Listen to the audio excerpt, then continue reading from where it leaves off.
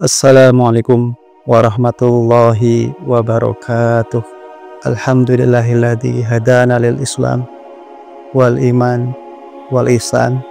Asyhadu an la ilaha illallah wa asyhadu anna Muhammadan abduhu wa rasuluh sallallahu alaihi wasallam wa ala alihi wa ashabihi amma ba'd. Pemirsa LTP yang berbahagia dimanapun berada, kata orang tidak ada gading yang retak, tidak ada jalan yang berlobang, tidak ada tawa tanpa tangis. Begitupun juga manusia, tidak ada yang manusia itu tanpa dosa, tidak ada manusia tanpa sakit, tidak ada manusia tanpa mengalami kesulitan.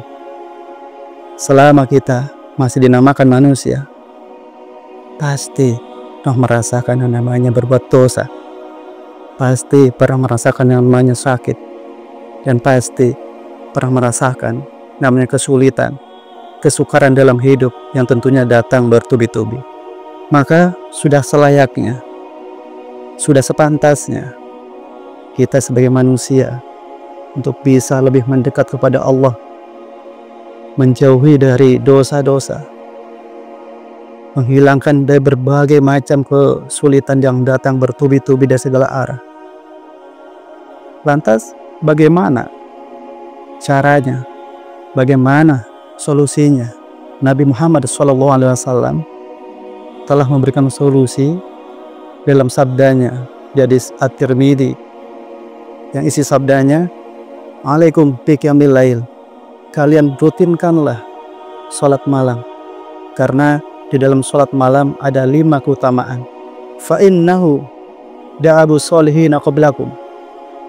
Yang pertama, dengan kita mengerjakan sholat malam, itu merupakan kebiasaan orang-orang sholat terdahulu sebelum kamu sekalian. Dan yang berikutnya, keutamaan sholat malam, wa inna qiyamal laili qurbatun ilallah. Sholat malam itu sebagai pendekat seorang hamba kepada Allah. Dan yang ketiga, waman hatun anil itsm, dan sebagai pencegah dari perbuatan-perbuatan dosa. Dan yang keempat, wa takfirun lisayyi'at, dan sebagai pelebur, penghapus dosa-dosa yang telah kita perbuat. Dan yang kelima, yaitu wa madrodatun lidai anil jasad, yaitu sebagai penolak, sebagai pencegah dari berbagai penyakitnya badan. Lalu kira-kira kapan waktunya sholat malam itu kita kerjakan? Sholat malam bisa kita kerjakan, bisa di awal malam, sehabis sholat isya kita sholat, bisa juga di pertengahan sholat malam, di pertengahan malam juga bisa, atau di akhir malam, di sepertiga malam yang akhir. Tapi yang paling utama tentunya dikerjakan di sepertiga malam yang akhir, kurang lebih dari jam 1 sampai menjelang sholat subuh.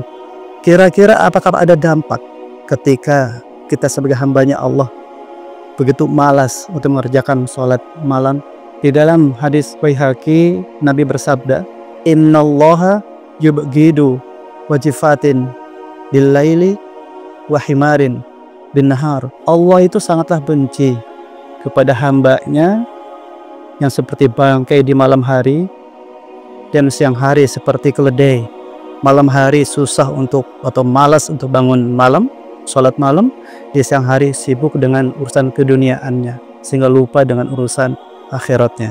Kemudian dampak yang berikutnya adalah akan mudah tergoda oleh iblis dan juga bala tentaranya. Dalam sabdanya Nabi, salasatun ya'sumuna min syarri iblis wa junudi.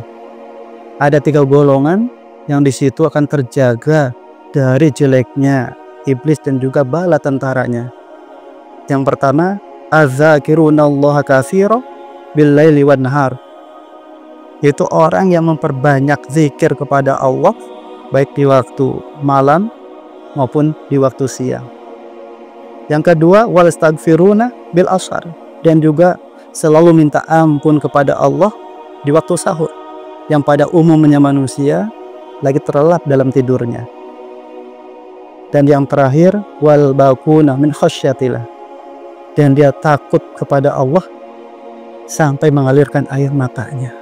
Kalau dalam hadis Bukhari, tentunya ada dampak kalau kita malas dalam mengerjakan sholat malam, yaitu di pagi hari badannya dalam keadaan lemah, keadaan loyo, tidak bugar, tidak segar.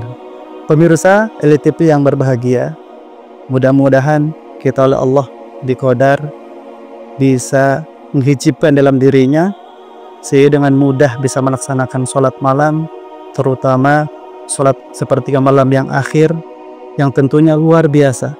Berarti kita sebagai orang yang menghidup-hidupkan sunnah orang-orang soleh terdahulu, dan apalagi sekarang di bulan Ramadan, mari kita lebih semangatkan dalam diri kita upayakan bulan Ramadan yang kita sekarang lagi rasakan ini bisa menjadikan kebarokahan, bisa mendapatkan lipatan pahala, bisa menjadikan dosa-dosa kita banyak yang terampuni.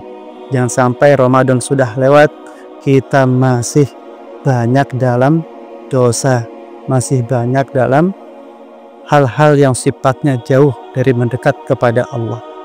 Alhamdulillah, jazakumullahu khairah. Mohon maaf atas banyak kesalahan. Wassalamualaikum warahmatullahi wabarakatuh.